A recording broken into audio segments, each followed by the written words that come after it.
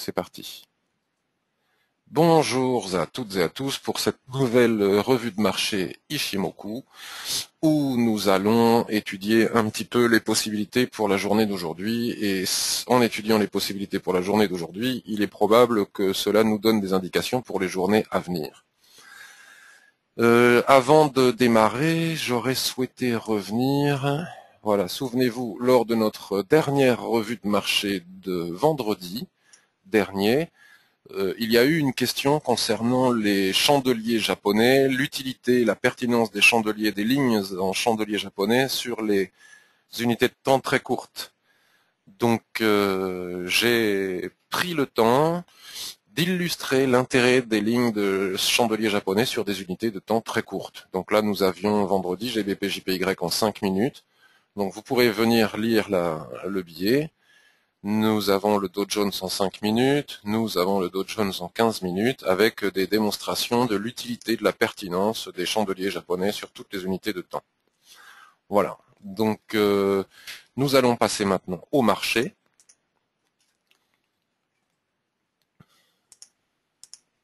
Et on va démarrer avec Euro-USD. Donc c'est marrant parce que juste avant de démarrer la revue de marché, j'ai un tout petit peu préparé mes graphiques parce que j'ai pas eu le temps de les regarder tout le week-end. Le week-end, j'essaie de décrocher. Et donc, je les ai notés comme importants. Vous voyez, la semaine dernière, depuis le 15 avril exactement, donc ça va faire 15 jours, nous sommes dans ce range. Vous voyez, avec les nuages comme ça au milieu du range qui montrent l'équilibre à l'intérieur de ce range, et avec une incapacité de la paire de sortir. Vous voyez, on a eu des mèches comme ça. Donc c'est pour ça que je disais à Cédric, là, qui me disait qu'il n'était pas entré avec cette belle bougie. Oui, peut-être, mais il est utile de ne jamais entrer en clôture de chandelier, même si après ça part sans nous, c'est pas grave. Il vaut mieux que ça parte sans nous une fois que toutes les fois où on va essayer de rentrer pour que ça parte pas sans nous et où on va se faire ravaler, renvoyer à l'intérieur du range avec ce genre de mèche comme celle que vous avez ici. Donc moi je pense qu'il faut toujours rentrer en clôture. Donc là évidemment on n'est pas obligé d'attendre la clôture H4 de 11 heures pour rentrer. Plus on entre sur des unités de temps courtes, plus on prend le risque aussi qu'en H4, on se retrouve avec une mèche comme ça. Parce que vous voyez ici, les gens qui sont rentrés sur clôture M15 ou qui sont rentrés sur clôture H1 sont bien rentrés. Il n'en empêche pas moins que dans la clôture H4, c'est fait avec une étoile filante. Bon, là, je pense qu'il est probable, vraiment probable que ça parte fort. Donc, si on bascule par exemple sur le H1, il est 9h33, donc sur H1, si on respecte bien cette règle de l'attente de clôture de chandelier, bon ça c'est la mèche qu'on a dû voir sur le H4, vous voyez, le chandelier n'a pas clôturé en dehors du range à 9h. À 9h, il était encore en dessous. Ok, donc la seule possibilité que l'on ait, c'est d'entrer sur M15. Si on attend bien la clôture de chandelier, parce que comment deviner qu'un chandelier comme ça en cours de mouvement va bien clôturer au-dessus du range? On n'en sait rien du tout. C'est pour ça que je pense qu'il est toujours très utile, enfin à la longue en tout cas, j'ai la certitude qu'il est très utile d'attendre les clôtures de chandelier. Donc le chandelier sur M15, je dis bien sur M15, hein, donc on a encore une demi-heure avant la clôture H1 et quelques heures avant la clôture H4, on a bien une clôture au-dessus du range. Sauf que rentrer là, maintenant, tout de suite en position... Alors on pouvait rentrer sur M5, c'est toujours pareil, mais plus on prend... Là, on pouvait rentrer sur M5. C'est tout à fait valable, bon, sauf qu'il fallait être devant le PC pour rentrer ici en M5. Et plus on rentre sur un time frame court, plus on prend le risque de voir la clôture du chandelier rentrer à l'intérieur du range. Sauf que, pour que l'on comprenne bien la différence, vous voyez là, sur M5, le range casse très près avec un marabosu, qui plus est, donc c'est un chandelier très haussier. Il casse très près de la borne haute du range qui se trouve à 1,3850, on va dire. Donc effectivement, si on entre là et qu'on met un stop ici, on prend très peu de risques. Et donc ça peut valoir le coup. Sauf que si on est sur une situation différente, comme admettons celle du M15, vous voyez là, on ne sait pas ce qui va se passer, donc il n'y a aucune raison de se précipiter. Donc là, on ouvre, on casse avec un chandelier important qui clôture à 1,3870, 1,3850. Donc il faudrait mettre au minimum 1,3836, il faudrait se mettre ici pour se protéger à peu près, 1,3835 et on a dit 1,3870, donc ça fait 35 pips de stop. 35 pips de stop si on veut rentrer maintenant. Donc c'est tout à fait possible, hein. On peut rentrer maintenant sur M15 avec 35 pips de stop. Donc il faut gagner au minimum 70 pips pour que ce soit rentable et que nous ayons un ratio au minimum de 2 pour 1. Donc on a vu la semaine dernière, toute la semaine, quels étaient les seuils que l'on pouvait atteindre, donc on ne va pas recommencer maintenant. Le premier seuil que l'on puisse atteindre, c'est les 1,39. Donc si on rentre à 1,38,72 et qu'on vise les 1,39, on a 30 pips de gain pour 35 pips de stop, ça vaut pas le coup. Par contre, on peut aussi viser les 1,39,50. Mais les 1,39, on a vu sur le mensuel que c'était un... Je vais vous le montrer pour ceux qui n'ont pas suivi les revues de marché précédentes. On a vu que c'était l'ASSB ici, ou je sais plus où, ici, bon, 1,39,62. On peut viser les 1,39,50 en réalité. Donc c'est pour ça que je l'ai mis à l'écran. Voilà, les 1,39,50 doivent être ici. Si on vise direct les 1,39,50, là au niveau du ratio, on y est. L'autre possibilité qui, à mon avis, me semble être la plus sensée pour éviter de se faire avoir par une mèche assassine, hein, le marché peut très bien venir tester la borne pour bon, voilà, sortir tous les stops des vendeurs parce que les particuliers sont encore très majoritairement à la vente pour finalement venir clôturer en dessous. Voilà. Donc selon moi, la meilleure chose à faire dans ce genre de situation, c'est d'attendre un pullback. Vous voyez, comme toujours, Kijun, qui est à l'équilibre au milieu du range, vient se placer comme ça, va venir se coucher ici en haut, nous offrant un superbe niveau de support. Donc on peut attendre, et puis si on continue à monter, elle va monter. Donc on peut attendre au minimum un pullback sur Kijun, et à ce moment-là, rentrer en position si on le sent. On n'est pas obligé de rentrer bille en tête, on peut voir comment ça se passe. Rentrer en position avec un stop beaucoup plus serré, donc un bien meilleur ratio, même si on ne va chercher que les 1,39. Donc là, il est 9h37. Dans 8 minutes, on va clôturer. Si on clôture avec un sommet en pince, c'est pas forcément gagné.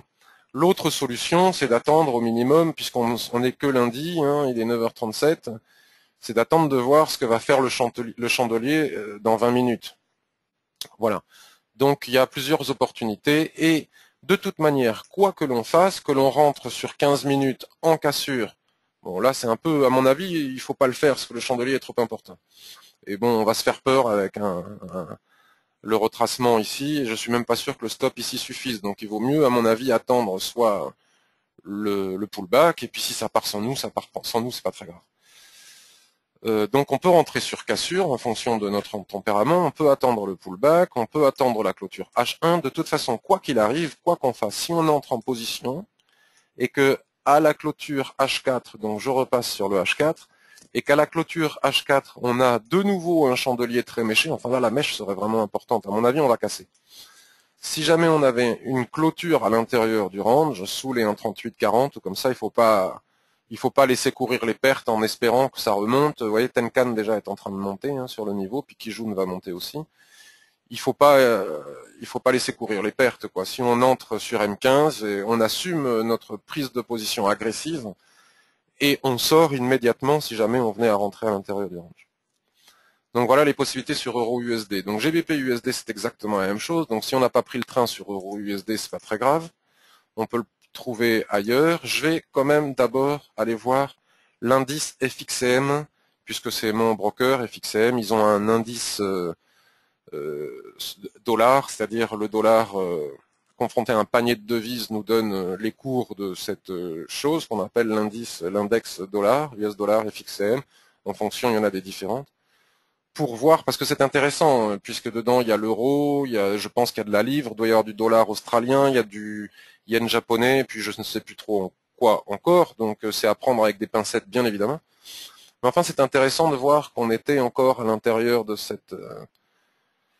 on était là dans cette petite tendance comme ça qui est venue s'arrêter au pic près sur la SSB comme ça H4, et puis on est en train de casser à la baisse, on l'a recassé à la baisse, on a cassé la Kijun, on rentre dans le nuage. Vous voyez, Shinku est en train de casser sa Kijun, casse la trend. Et donc si on vient à passer sous les 10,43, je pense qu'il est probable que le dollar se casse un petit peu la binette et que l'euro USD et les autres paires en profitent. Ceci dit, il faudra quand même faire attention puisque, qu'est-ce que j'avais vu? J'avais vu qu'il y avait, bon, c'était pas non plus la chute vertigineuse, hein, on ne sait pas encore. Bon, bref, il y a vraiment des signes qui laissent penser que aujourd'hui, enfin, ça va casser. Donc GBP USD, regardez, c'est sympa parce que on a aussi notre range ici, hein, vous voyez, qui est travaillé aussi pareil depuis le 16 avril, donc ça fait quasiment 15 jours aussi. Et à chaque fois qu'on vient taper la borne haute, on redescend sur la borne basse, comme ça. Donc tout ça, on pouvait le trader, c'était sympa à trader. Ça donne des pipes, hein. À chaque fois qu'on fait un ressort ou un soulèvement, ça nous permet de rentrer en position. Et là, c'est en train de casser. Donc là, la borne du range, elle est 1,6835 et on est 1,6845. Donc maintenant, si on bascule sur le H1, ça n'a pas cassé en clôture H1 et il faut faire attention parce que si on venait à casser avec un chandelier très méché comme ça, c'est pas génial. Bon, il y a quand même une forte augmentation des volumes, ce qui est quand même un signe, hein. Il va falloir voir en clôture H1 si cette augmentation des volumes, qu'est-ce qu'elle nous indique? Est-ce qu'elle nous indique que les acheteurs sont là, sont forts, tellement forts qu'ils arrivent à casser la droite, ou est-ce que, et c'est pour ça qu'il est intéressant d'attendre la clôture, ou est-ce qu'au contraire, il y a une forte augmentation des volumes parce que à la tentative des acheteurs de casser, les vendeurs essayent désespérément, enfin ou pas désespérément d'ailleurs, de défendre leur seuil, hein, qui est celui-ci. Eux, ils aimeraient que ça aille par là, vous voyez, de défendre leur seuil, donc ils rentrent massivement aussi à la vente pour défendre leur seuil. Et donc on pourrait très bien avoir une augmentation du volume qui n'indique pas forcément qu'on va casser, mais qu'au contraire les vendeurs sont là pour défendre leur territoire. Et si avec une forte augmentation de volume comme ça, on venait à clôturer dessous avec un tel soulèvement, selon moi, c'est une bonne raison de vendre pour aller de nouveau viser le bas du range. Si au contraire l'augmentation du volume révèle une cassure, à ce moment-là, c'est une bonne raison d'acheter pour aller chercher les seuils suivants. Donc les seuils suivants, on ne va pas recommencer pour pas y passer la matinée, ça fait déjà un quart d'heure qu'on est dessus. Les seuils suivants, on les a tous trouvés sur le mensuel la semaine dernière, hein. Ils sont faciles à trouver avec les extensions de SSB, de Kijun, etc. Sur le mensuel, comme on est très haut, on est obligé d'aller les chercher sur le mensuel. Et il s'agit de 1,6950 et puis le gros seuil à 1,73, mais il y a des seuils intermédiaires aux alentours des 1,70, etc. Donc si on se place maintenant sur le 15 minutes, donc vous voyez ce que j'étais en train de vous dire pour l'euro USD est en train de se passer pour le GBP USD, on a bel et bien notre cassure en M15 avec une forte augmentation de volume et une belle poussée du RSI 21 qui casse absolument tout, d'accord, qui fait un plus haut. Et là, on est en train de faire soit ce que j'étais en train de vous expliquer en S1, en H1, excusez-moi, on ne le sait toujours pas, soit on est en train de démarrer un pullback pour prendre appui et vraiment aller chercher les seuils suivants, soit les vendeurs vont renvoyer les acheteurs à leurs chères études, et on va clôturer à l'intérieur du range, ce qui ne sera pas du tout bon signe pour la suite. Et ce qui pourrait permettre donc de vendre, comme je vous le disais, pour rester dans le range. Mais pour le moment, on ne sait pas encore. Donc là, il faut bien attendre la clôture. Vous voyez, 9h43, voir ce qui se passe. On revient un petit peu sur l'euro USD. Il a l'air un petit peu plus vigoureux, mais enfin, vous voyez, c'est pas encore gagné. On peut, là, on a vraiment, on peut analyser les choses de la même manière, notamment avec les volumes. Vous voyez, une forte augmentation de volume, c'est vraiment intéressant. Il va falloir, moi, je pense qu'il est vraiment intéressant d'attendre la clôture H1 dans un quart d'heure. Voilà, ça c'est pour euro USD. Je verrai après si vous avez des questions. Ensuite, j'avais vu que les paires en yens étaient intéressantes à regarder parce que beaucoup de gens aimeraient vendre. Alors on va se mettre sur un time frame plus long, on va se mettre sur du daily. Donc voilà, la mauvaise nouvelle du jour, c'est que si on ne casse pas sur GBP USD, euro USD, je ne sais pas quoi encore, on continue à être dans la dérive latérale. C'est insupportable, mais c'est comme ça. Il n'y a pas de tendance. Donc, en tout cas sur le court terme, comme ça, on est dans, vous voyez, quand les nuages Ishimoku sont à plat comme ça à l'équilibre, tout est plat et twist sans arrêt, et que les cours font des va-et-vient, je le dis tout le temps parce qu'il n'y a que ça en ce moment, on est en dérive latérale. Donc, si on vient à casser cette petite diagonale ici et que Shinku passe ici, il est fort probable que le marché n'ait pas la force de remonter jusqu'ici, qu'il s'arrête sur sur ce range, dans le range. Hein. Ici, on peut tracer une droite. Hein. On voit bien qu'on a un niveau de résistance ici. Hein, qui est celui qu'on est en train de travailler. Donc ça voudrait dire qu'il n'aurait pas la force de monter jusqu'en haut. Donc si on vient à passer sous cette droite, il est très fort probable, au niveau probabilité, le RSI 21 reste en dessous, il n'y a absolument pas de volume, il est fort probable qu'on redescende jusqu'à 101, 1,30 quoi. Il y a presque 100 pips à prendre, donc c'est pas inintéressant.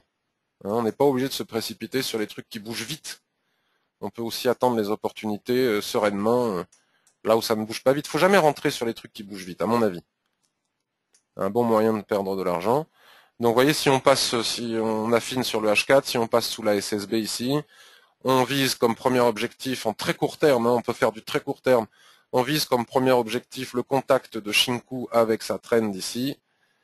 Et puis si Shinku casse sa trend, on va viser le bas du range et il y a quand même 100 pips à prendre. Donc là, il y a quand même un signal intéressant.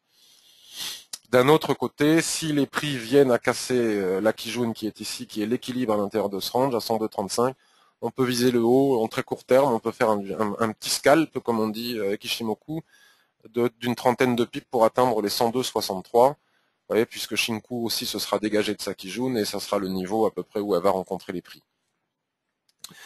Je prends le temps de parler de l'USD JPY parce que selon mon point de vue, depuis que la Banque centrale japonaise intervient sur les marchés, je le répète aussi sans arrêt, il est difficile de trader à la hausse ou à la baisse les autres paires composées de yens tant que l'étalon USD JPY ne donne pas de signe. Si l'USD JPY se casse la figure, les autres vont se casser la figure. Si l'USD JPY vient à casser par le haut, les autres casseront par le haut. Mais si on a un démarrage, ce qui est le cas en ce moment sur le GBP JPY par exemple, même s'il pousse un peu et qu'il donne des signaux d'achat, il n'ira pas bien loin tant que l'USD JPY n'en fait pas de même. Donc ça c'est un piège, il faut y faire très très attention. Donc une fois que l'on aura déterminé ce que fait l'USD JPY, on peut déterminer des possibilités sur les autres paires en yens. Donc c'est intéressant puisqu'on est aussi dans des zones de dérive, hein, mais quand même haussière, hein, on est au-dessus des nuages. Vous voyez, on n'a pas, bon, là on fait une dérive latérale de long terme. Là on va parler assez court terme. Hein. Donc si on casse cette zone, vous voyez, si l'USD JPY part par le haut et qu'ici on casse cette zone, il est fort probable qu'on vienne rechercher tous les plus hauts sur les TF supérieurs. Si on casse cette zone, il est fort probable qu'on vienne chercher au moins 172,56 et puis pourquoi pas les seuils que l'on attend depuis longtemps et qu'on atteindra à mon avis un jour. C'est-à-dire, donc là, premier seuil, 174,26, vous voyez, il y a de quoi prendre, 178, 184. C'est vraiment possible, c'est très haussier. Hein. C'est très haussier et la tendance n'est absolument pas remise en question, pour le moment. C'est pas parce qu'on est dans une zone de dérive latérale comme ça et qu'on a fait cet avalement, pour le moment, on n'arrive même pas à atteindre la Tenkan sur le mensuel. Donc si on casse ici, si on a des signaux de l'USD JPY, on peut partir à l'achat. Mais pour le moment, on n'en sait rien. Donc 48, j'attends la clôture pour aller voir euro USD. Je regarde pas, comme ça je suis pas tenté. NZD JPY, c'est exactement la même chose. Hein. On est dans une tendance très haussière. J'en parle parce que j'en parle pas beaucoup. Vous voyez, on peut tracer une droite. Là, on est dans une tendance très haussière. Hein, il n'y a pas de doute là-dessus. Avec des retracements magnifiques sur Kijun. Voilà, on n'est même pas là sur le weekly. On n'est même pas revenu taquiner la Tenkan. Et là, on est dans une configuration, structure de chandelier japonais qui est haussière. Je ne me rappelle plus comment ça s'appelle. Ça, c'est un nom. Mais tant qu'on ne casse pas la base de ce marabozu, comme ça, qui est au niveau de Tenkan, il n'y a vraiment aucune raison de vendre, selon moi. Si on se met sur du plus court terme, on est dans un range et le range ne casse pas. Il a menacé de casser ici, mais il n'a pas cassé. On voit bien qu'ici, on a une zone de support, vous voyez. On a une zone de support. Bon, et là, on attend, si on vient à casser Kijun ici, une fois que Shinku sort des prix, à mon avis, on a des signaux haussiers. Mais tout ça, encore une fois, à condition que l'USD JPY donne le ton. Donc, je ne vais pas perdre de temps sur l'euro JPY, c'est exactement la même chose. On est dans cette zone de consolidation en triangle, cette fois-ci, et non plus vraiment en rectangle. Avec des nuages complètement plats qui indiquent qu'il n'y a pas de tendance, un RSI complètement encadré dans son rectangle, absolument pas de volume, hein, ils sont de plus en plus descendants. Donc dès qu'il va y avoir une augmentation de volume et une cassure dans un sens ou dans l'autre, bingo. En attendant, ben, il faut attendre, ou trader sur du très très court terme, même 15, etc. Mais là, on regarde pas les graphiques pour du très court terme. Qu'est-ce que j'ai vu d'autre? US30, bah, toujours très intéressant. Hein. Je vais pas faire mon petit laïus que je fais tous les jours. Selon moi, ce n'est pas encore baissier. Si on se met sur une semaine, par exemple, comme ça, hop, hop, on va, voilà. Si on se met sur une semaine, bon, je pars pas depuis le début. Nous savons tous que c'est extrêmement haussier. d'accord, avec une magnifique tendance. Un essoufflement de la tendance, c'est clair, net et précis. Il n'y a pas de contestation là-dessus, des divergences, mais qui ne sont absolument pas du RSI 21, toujours pas confirmées par la cassure de la zone de neutralité. Vous savez que selon mon utilisation du RSI 21, là on peut dessiner un triangle aussi sur le RSI, on peut s'amuser aussi à tracer des droites sur le RSI, c'est rigolo. Bon, on peut tracer une droite, hein, en fait, voilà. Donc voilà, tant qu'on ne casse pas dans un sens ou dans l'autre, le RSI nous indique qu'il est complètement plat. Donc nous sommes dans une tendance parfaitement haussière, avec une Kijun qui soutient parfaitement bien les prix. Ici, nous avions déjà eu un exemple de range où tout le monde nous disait ça y est, c'est le crack boursier, puis finalement on est sorti par le haut. Donc ici, on ne sait pas. Donc si on sort par le haut, ben on achète, hein, on continue, on trace des droites, des canaux et on va chercher les hauts du canot. Et si on sort par le bas, ben attention parce qu'il y a quand même, c'est très haussier et il y a du support partout. Tant qu'on ne casse pas ici Kijun, c'est pas gagné. Donc là c'est tout petit, vous voyez pas, mais ici si j'agrandis sur le weekly, ça doit être Tenkan. Vous voyez, la tendance selon la règle d'Ishimoku n'est pas encore remise en question. Même Tenkan n'a même pas été molesté encore. Donc il est vraiment prématuré de parler de, ne serait-ce que de correction, il n'y a même pas de correction. Par contre, il faut faire attention parce que c'est extrêmement sensible à la géopolitique actuelle, donc en particulier ce qui se passe en Ukraine, hein, c'est ce qui a expliqué cette baisse, je ne sais plus quand, là plutôt celle-ci, voilà.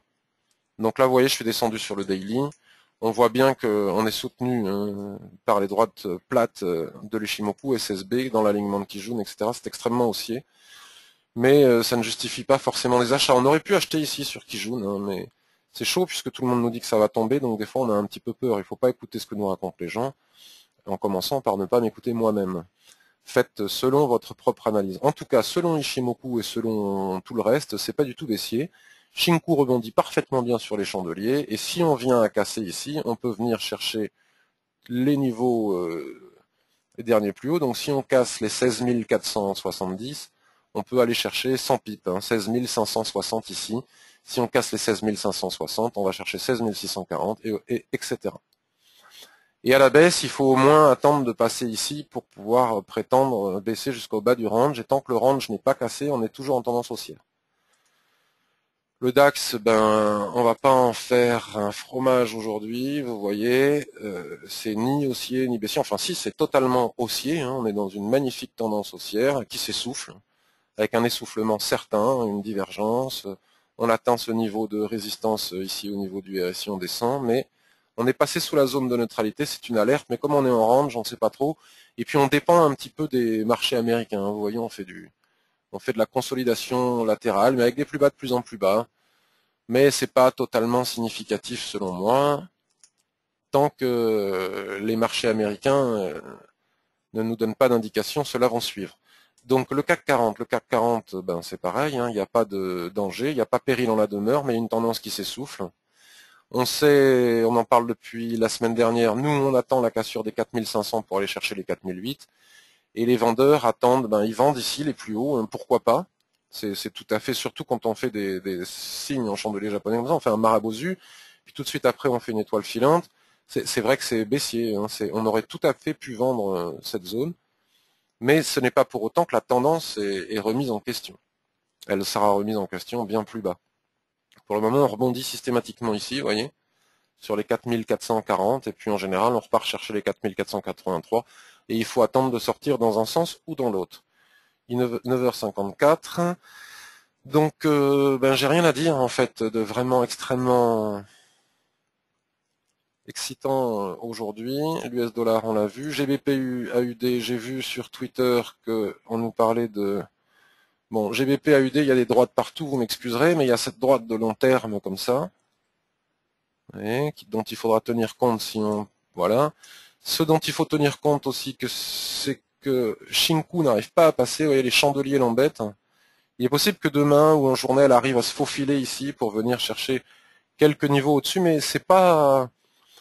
La réalité vraie, selon moi, sur GBP et AUD, c'est que, on va se mettre sur le weekly, puisqu'on est en début de semaine, on peut analyser un peu plus loin. Bon, tendance baissière, rebond, il faudrait voir ce que ça donne au niveau de Fibonacci. Là, on a un creux en poil à frire, on a cassé la tête la ligne de coup du creux en poil à frire. Et on revient tester la ligne de coup, comme ça, pour sans doute repartir vers le haut. Mais, si on bascule sur weekly, c'est pas gagné encore. Sur daily, on a des plus hauts, vous voyez ce superbe doji ici, on a des plus hauts de plus en plus bas, malgré la tendance haussière précédente, donc il faut vraiment attendre, quoi. Là, on a eu toute la baisse qui correspond sur le weekly au retracement sur la ligne de coup de la cassure du creux en poil à frire, ou du rounding bottom, si on préfère les termes chartistes. Et là, on a tracé aussi les Fibonacci, souvenez-vous, la semaine dernière, de toute cette baisse, et là, on vient tester les 0,382 de Fibonacci, et ça passe pas. Et de toute façon, Shinku n'arrive pas à passer, il faut vraiment qu'elle se faufile ici. Donc il faut impérativement attendre de casser les 1,80-80 pour pouvoir aller chercher les 1,82-80, 50% de retracement de Fibonacci. Et puis ce n'est que lorsque le rond passera au-dessus qu'on aura la confirmation de notre poil à frire et qu'on pourra aller chercher des beaucoup plus hauts. Donc là, pour le moment, là, ici, tout de suite, maintenant, vous voyez, ça ne passe pas. Selon moi, il n'y a pas grand-chose à faire sur GBP AUD. En tout cas, moi, je ne le traderai pas. C'est pas très propre, hein, on a repris cette tendance, mais vous voyez, on n'arrive pas à passer cette zone. Hein. Tant qu'on ne repasse pas sous ce marabout, c'est pas baissier, c'est sûr. Et si on casse ici, ça devient haussier. Il faut casser ses plus hauts. Mais c'est pas génial. AUD, NZD, on en parle aussi de temps en temps, on est toujours dans le range. Donc là, on a fait hop, hop. Est-ce qu'on va venir le casser pour nous donner un signal d'achat ou est-ce qu'on va revenir chercher en bas? Pour le moment, je sais rien. USD4, j'ai pas envie de le regarder, il est moche. Vous voyez, c'est perk. USD HKD, ben, je suis toujours dedans. Hein. C'est l'opportunité, à mon avis, long terme. On en a parlé plein de fois puisqu'on n'a jamais cassé les 7,75 depuis des années et des années. Donc on est dessus, il faut acheter. Selon moi, hein, faut acheter, c'est selon moi. Je ne donne pas de signaux. Quand je dis ça, c'est je me le dis à moi-même. Eurocad, bon, ben, Shinku est empêtré dans les prix. Là, on ne sait pas trop si on va partir par le haut ou par le bas. Donc ça sert à rien d'en parler maintenant. On va pas perdre de temps. Euro AUD, bah, ça dépend de ce que va faire l'euro face à l'USD, donc l'AUD aussi face à l'USD. Vous voyez, toujours dans une configuration qui semble baissière, dans le sens où nous avons eu une tendance haussière très forte comme ça, vous voyez, qui s'essouffle.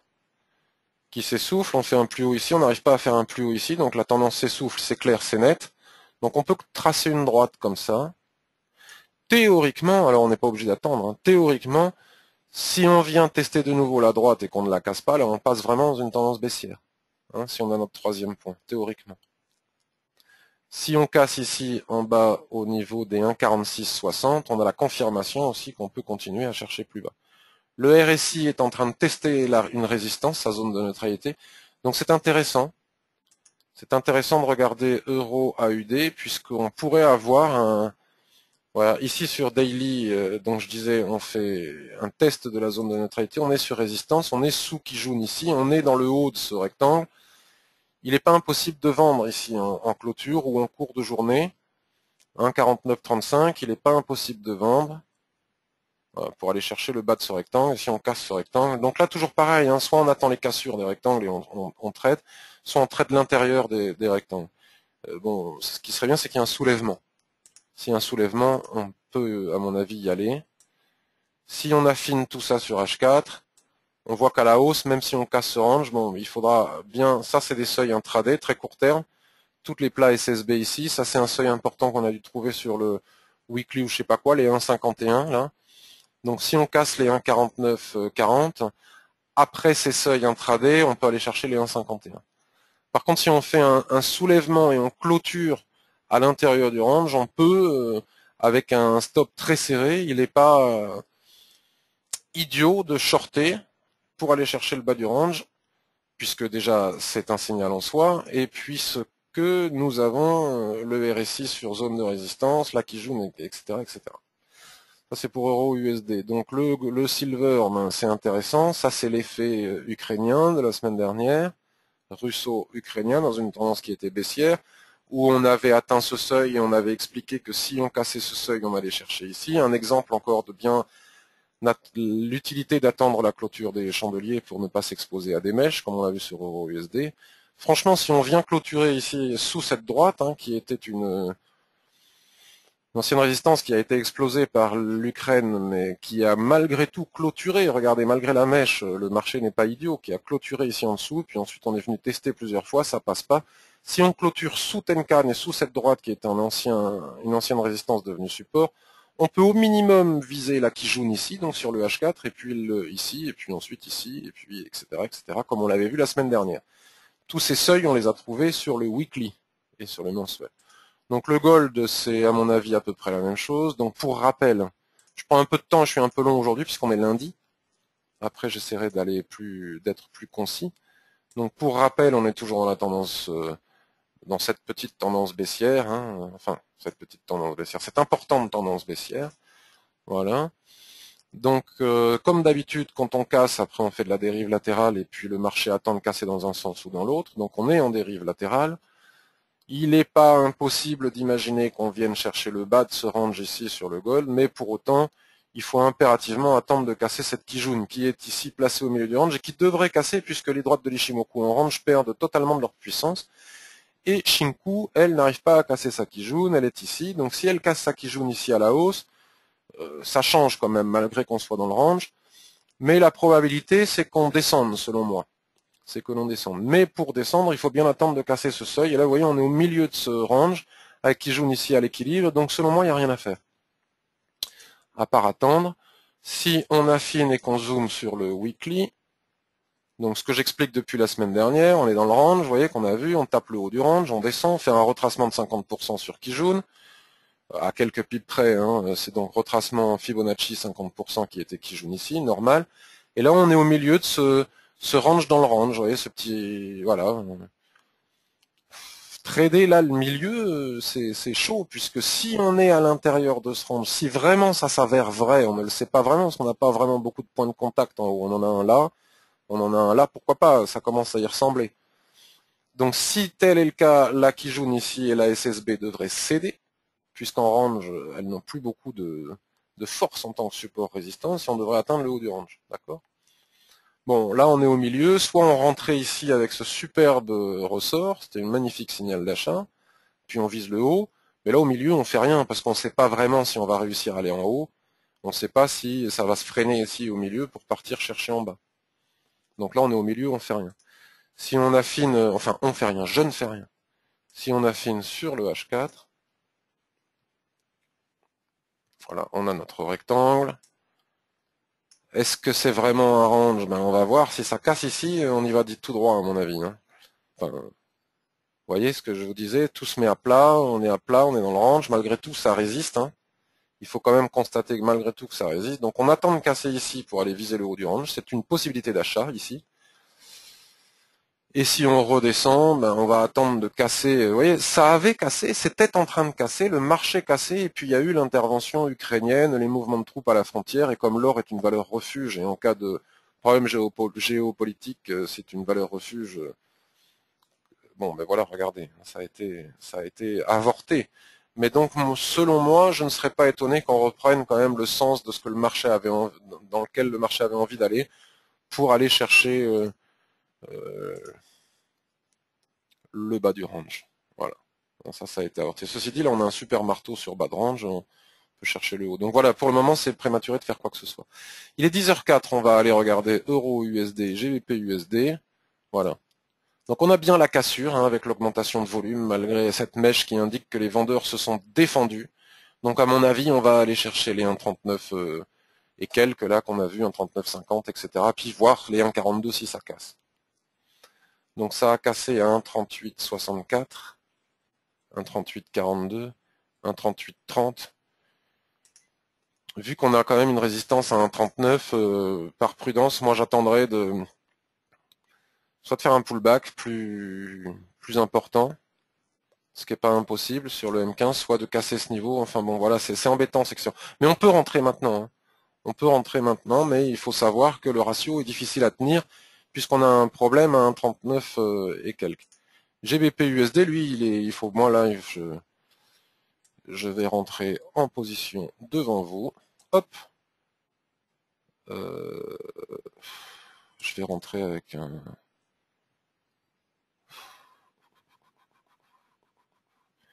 On va rentrer avec un tout petit lot d'attente à 1 euro le pipe, un minuscule trade. Juste comme ça, histoire de... Le stop, je le mets au pif et puis après je l'ajuste à la main. On a combien? Allez hop, on le met là. À l'achat, je rentre avec un petit euro, c'était rien du tout, vous voyez. Je mets mon stop. Alors attendez. Je mets mon stop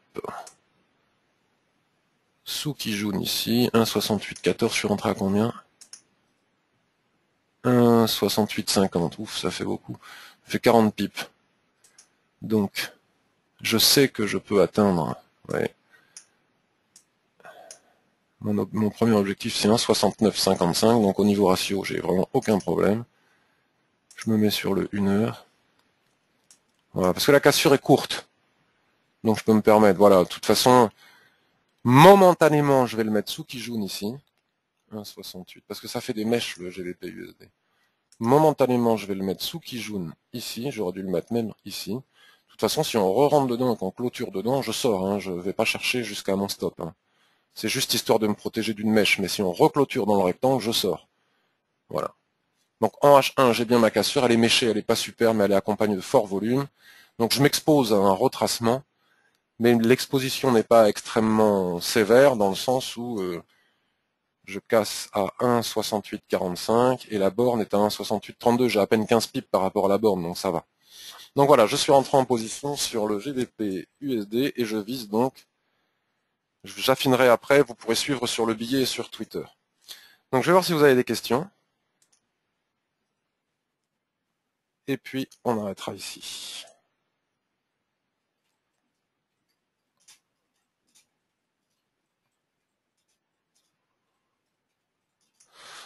Cédric, comment fais-tu au fait pour avoir 48 paires? Je ne peux en mettre que 20. Tu dois être en démo. Si tu as 20 paires d'ouvertes et que tu ne peux pas en mettre plus, c'est que tu dois être en démo ou alors que tu as ouvert un compte MT4. Et si tu as ouvert un compte MT4, il faut que tu contactes le service clientèle pour que malgré ton compte MT4 que tu as basculé sur MarketScope, il t'ouvre la possibilité d'afficher davantage de paires. Tu as reçu le bouquin de Nilsson, très bien, très bien, bon bouquin. Puis sur Internet, vous trouvez aussi les chandeliers japonais adaptés au Forex, parce que sur le bouquin, on nous parle de gap dans tous les sens, qui n'existe pas forcément en Forex. Donc tu es rentré à 1,3835 François, sur cassure, mais c'est avec stop loss à 1,3835, mais c'est un renfort donc sur l'euro USD. Bonjour Christophe, bonjour Gérard. Message de Résus, possibilité de cassure de tête de Shinku sur GBP. Oui, mais je ne suis pas d'accord, je vous ai expliqué pourquoi. Voilà.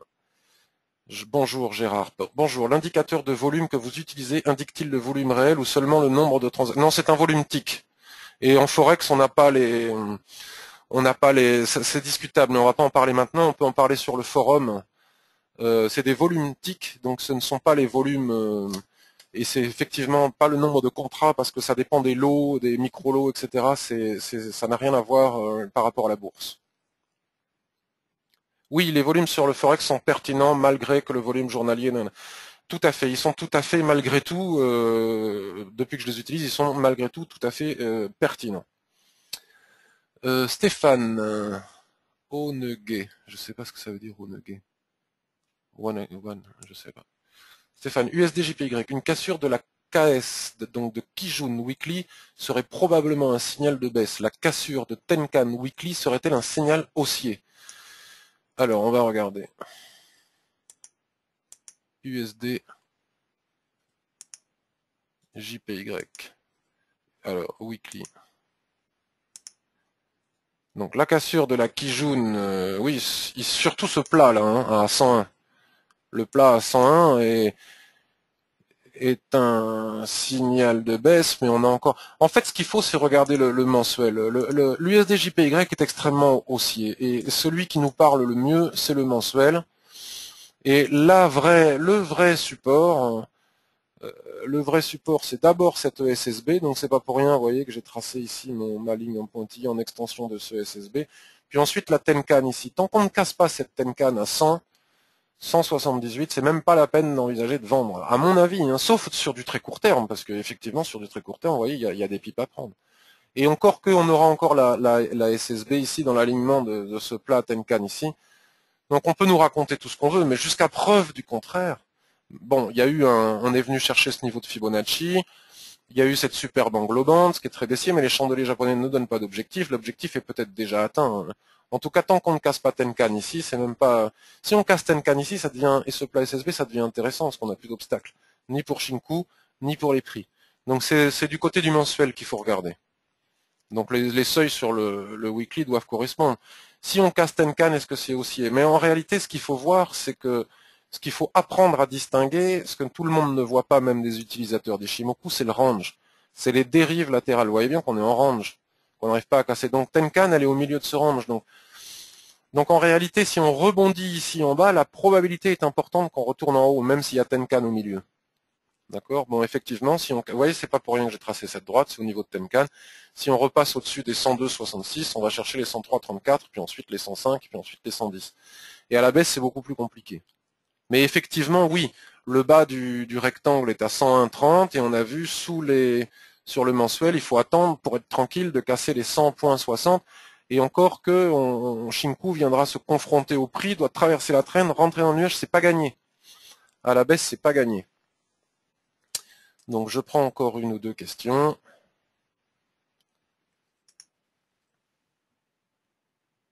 Le FTCE 100, on aurait plus ou moins quelle tendance? Je sais pas, je le regarde jamais. Je vais l'ouvrir pour toi, Ted. Cédric, tu es en réel. Donc c'est bon, bah, il faut que tu appelles comment s'appelle-t-il FXM et que tu leur dises de te donner la possibilité d'ouvrir plus de 20 paires. Oui, non, là oui, pas du tout. On parle pas ici de Aurélien de Dealing Desk ou No Dealing Desk pour ouvrir un compte. Oui, si tu ouvres chez FXM, ouvre un Dealing Desk, pas un No Dealing Desk. Ouvre un No Dealing Desk, pardon, un No Dealing Desk. Mais on peut en parler sur le forum, mais moi je suis pas spécialiste des brokers. Donc FTSE, je n'ai jamais ouvert de ma vie le FTSE. FTSE, je sais même pas où il est. Alors on va le regarder. Et puis on arrêtera la revue de marché là-dessus. FTSE. Où est-il le petit? FTSE. Bon, il va falloir que j'aille l'ouvrir.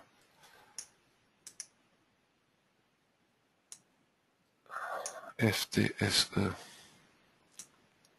Bon, si j'y arrive pas, je ferai sur le forum. Si je le trouve pas rapidement, parce que on va s'ennuyer sinon. Bon, je le trouve pas rapidement. Tu m'excuses, Ted. Je prends le temps de regarder et je fais un papier sur le forum, sur le FTSE, pas sur le blog, hein, sur le FTSE.